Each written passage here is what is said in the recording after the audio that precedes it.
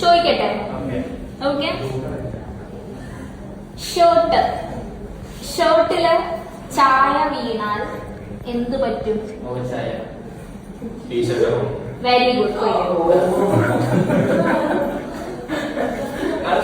അടുത്ത question. 3 ഭർത്താക്കന്മാരുള്ള number എന്താണത്?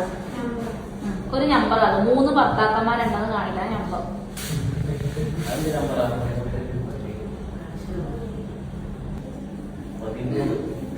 Very good.